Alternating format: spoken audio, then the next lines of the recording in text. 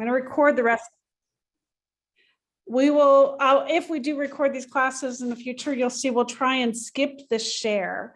So that way, when we share the videos later, it's just the new content, not the stuff about your business, so that you don't have to be concerned that this would ever get out into somebody else's hands. So today I want to kind of give a preview of market research, which is the next session in the Kaufman Fast Track program under the positioning statement. It's first section. You're going to hear me and a lot of our mentors refer to this as customer discovery, because there's kind of two parts of market research. There's getting out and talking to customers, and then there's doing more traditional market research. And this first part is going to be heavy on the customer discovery, getting out and talking to customers. You know, when you're thinking about market research, what we're hoping to gain, and this is a slide right out of Kaufman, right? What are our big insights? Is there truly an opportunity in this space? Are there customers that are willing to pay for this service? Is there a path to reach them? What's the right channel? How do I find them? Are there competitors? How do you compete? So this is what we're looking for in this kind of, and over the next really 4 to 5 weeks, as we think about trying to do this customer discovery process and validate the market that we're pursuing, right? These books are not necessarily in the Kaufman stuff, but these are kind of the movement, right? This started all of this, probably circa 2011. It really started with Steve Blank writing a book called The 4 Steps to Epiphany. And Steve Blank was the founder of a very large, well-funded startup in San Francisco. When he sold that company, he decided to go to Stanford and get his PhD in business. And he decided to study, why do so many startups fail? And his thing was really to try and understand that. And out of that came 4 Steps to Epiphany, which is really the textbook. And then the Startup Owner's Manual is the more layman's version of how to start a company. And then Lean Startup, Eric Ries is applying basic lean principles. So agile methodology combined with this customer discovery process. These are 2 great books. I've got them in the slides. You will get the slides tonight, so you can take a look at them and possibly download them from Amazon. If I had to buy one, I'd buy the Startup Owner's Manual. It's quite expensive, but they also, I'll share some blogs and stuff where you can get a lot of content from it on. Right. And the whole idea is to get out of the building. Up until this point, you have this great idea and you've talked to your family and friends and they love it. Right. And that's what this little cartoon's about. Right. And it's like, but hey, let's get out and let's talk to actual real customers. Let's get out of the quote unquote building. Let's get out of our head and go out and talk to potential customers that hopefully you don't know, like think 6 degrees of separation, right? And talk to them about whether or not what you're thinking about solves a problem, and to do it in such a way that they tell you the problem.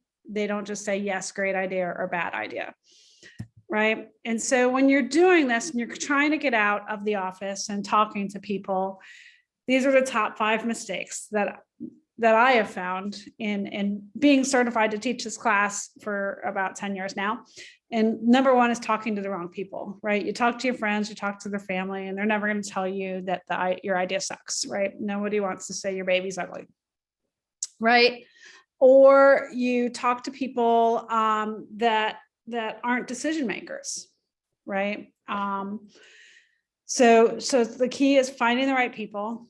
If you're a B2C, it's a lot easier, and most of you are B2C. So the person that's going to have the hardest time exploring this is Clay, because he's got this multi-sided complex marketplace. A lot of you really are going to be focused on, who's my consumer, right? So it gets a lot easier then. The next biggest mistake is selling versus listening, right? What we really hope happens is we start a dialogue with our potential customer, and we ask them some probing questions, and they share their problems with us. And hopefully what they say matches or aligns with our vision of where we're headed, and we're not selling them. Again, leading the witness is another big issue, and that's where you ask or say, ask them questions that basically institute getting a yes, because you want a yes. You want people to like your idea, right? And then the value proposition looks like a feature list, right? So we'll get really into value propositions later, but this is what value are you creating for the customer? And if it looks a lot like a feature list, well, we've got print and our competitor doesn't. That's a short win, not a long win, because the competitor will add print. And then the last one's vague or non-falsifiable hypothesis or test. And what we're really doing is we're going out into the world and we're running some small little tests to see if customers resonate with what we're trying to do here. And you can put a quote unquote test, a survey or something out into the world where at the end of the day, when you analyze the results, you don't really get a good answer. You don't know whether or not it was the outcome that you expected. So knowing what you're hoping to get when you go into these interviews is really important, right? Have a plan, right? What do you hope to learn from these interviews, right? Or from talking to somebody, right? From who do you wish to learn from and what do you hope to learn, right? And so, funny little cartoon I found someplace about the rotary phone. Interview prep.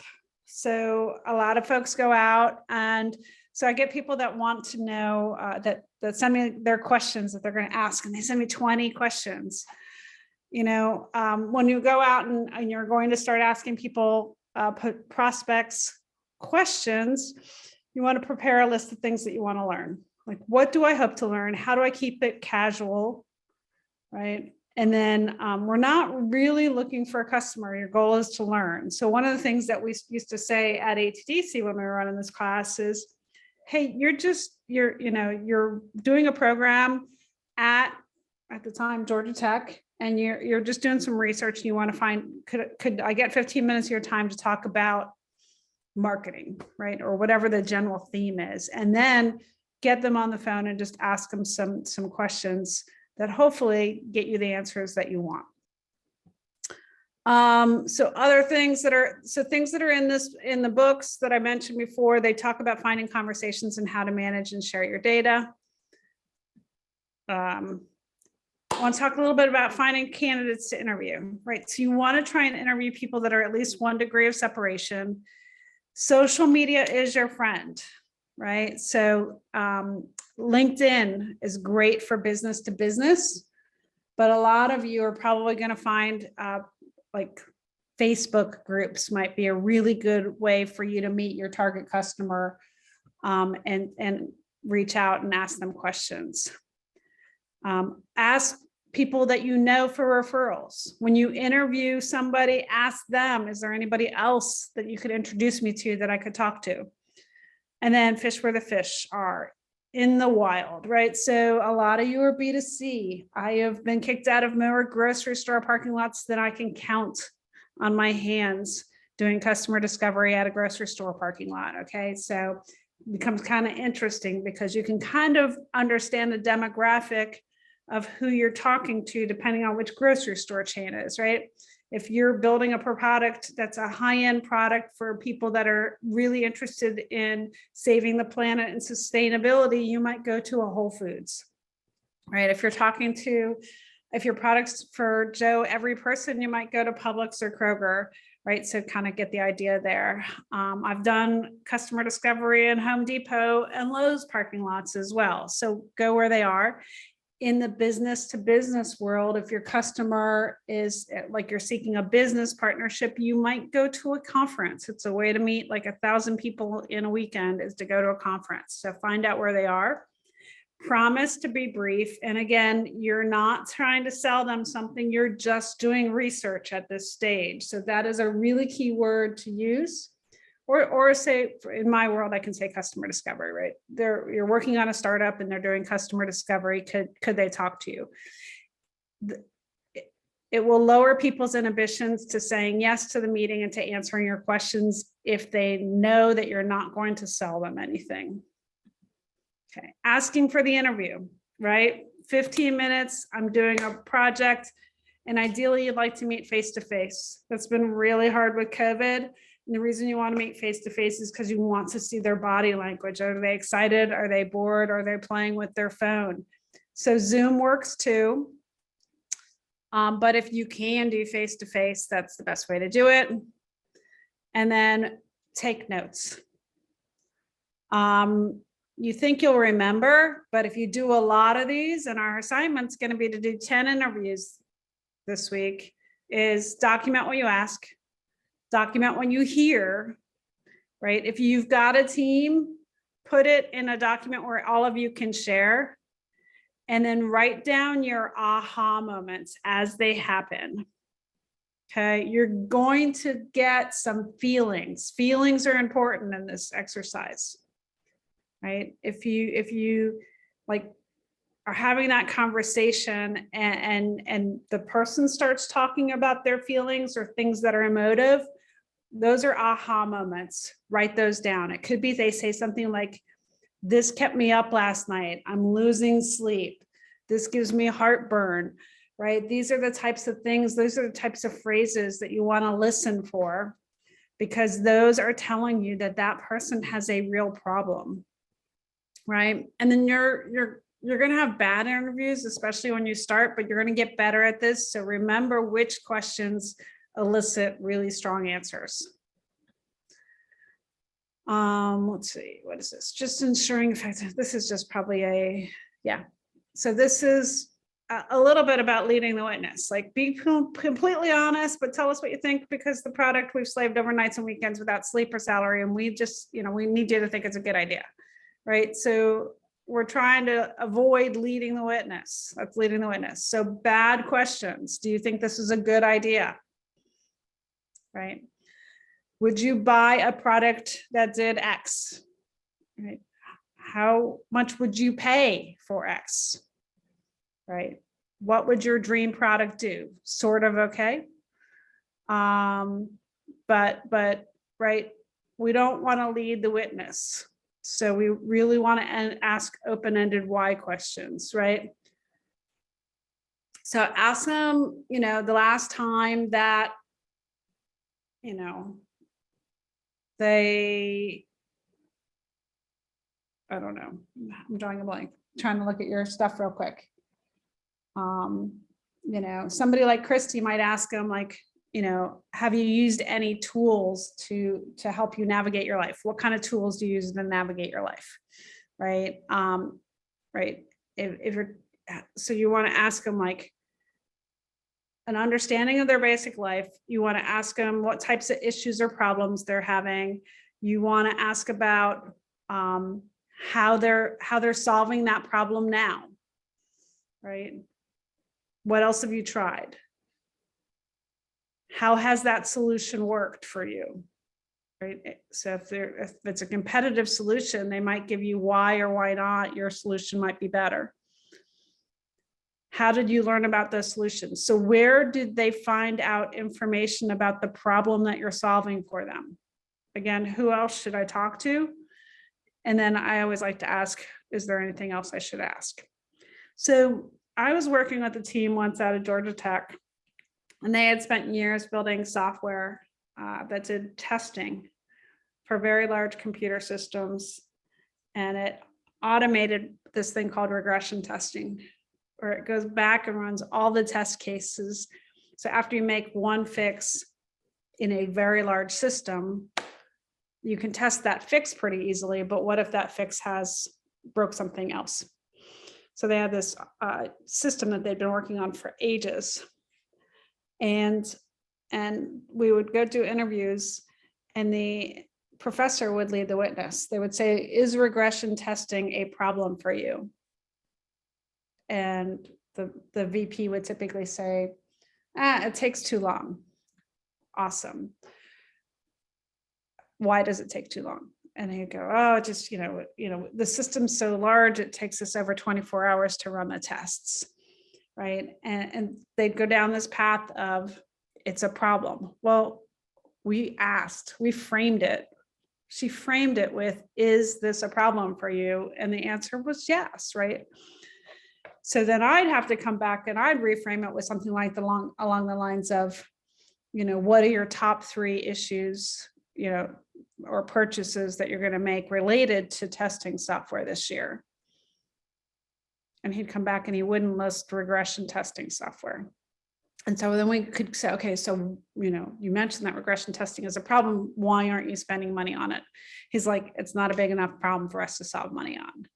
Right. So we got to the point where it's like, okay, we've just kind of validated that that's not our target customer. But we did it through asking these questions. And so interviewing is a skill. Right. And I wouldn't, this is going to be hard, but I think to start, you start with 3 or 4 questions and then you ask why. There's not a lot of information on this in the coursework, which is why I used these slides from last year to talk about it tonight. Here's some really great books, and I'm going to send you a video of a class that we did last year, last I guess, spring or summer.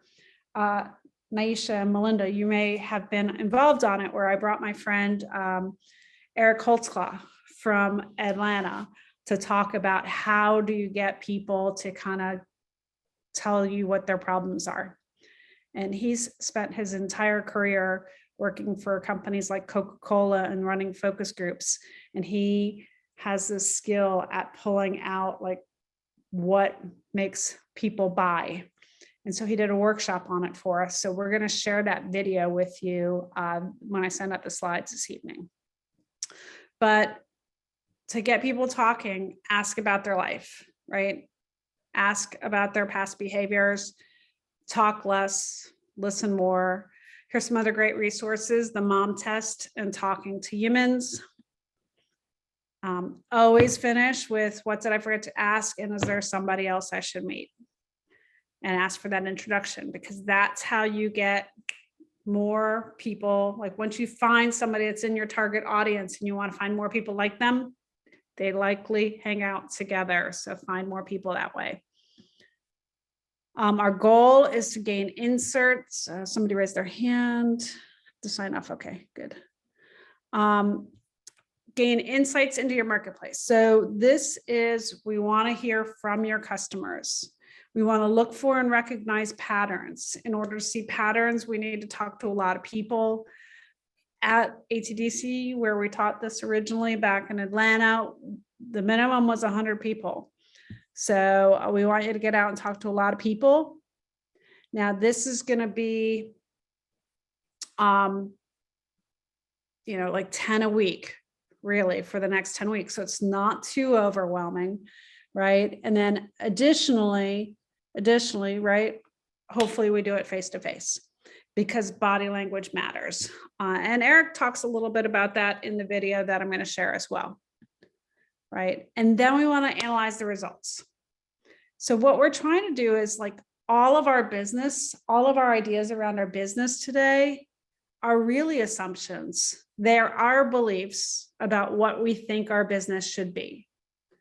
So before we go spend a lot of money building these things and launching these companies, what we want to do is at least find out whether our assumptions are true or false. Right? So that's the underlying process here, is, are our assumptions around our business true or false? And as we kind of pivot this path and find our way, let's record our results. Let's learn from it, our insights, understand our customers' pains and gains, right? And one of the things that becomes really important here is the language that your customers use is really important. So you're going to hear things in interviewing customers that you say it one way and they say it a totally different way. if you start to hear the same thing over and over again, write that down, because if you put that on the homepage of your website or on your marketing material, like that's how your customer says it, not how you think about it, but how your customer says it matters. So this is how you can get really key insights for when we move into marketing and things like that. And then, relevance is really important, right? So is it nice to have, or is it essential to have, right, for these folks? Again, I wanted to put up here the books that I mentioned earlier. So we're coming to the end here. Additional resources for customer discovery, the Startup Owner's Manual. And underneath there, I've listed Steve Blank's personal website. He's got a bunch of classes on Udemy too. So you can go out and watch some of these classes, some of the classes for free if you want. And then the Lean Startup, Eric Reese, and he's got a really great website as well, 2 of them. Our next steps. So this is our homework for this coming week, is you're going to do the market research section all the way to customer profile. You're going to create your customer profile. That is an assignment in the Fast Track program. You're going to get out of the office and do 10 interviews. And then next week, our share will be the customer profile and discuss our interviews. And Miriam Sharp, who was one of our mentors today, is going to be back to talk about customer personas and archetypes. So we're going to dive really deep into the customer persona, that customer profile next week. And that's all I got. I am going to go ahead and stop sharing. And I am actually going to stop the recording.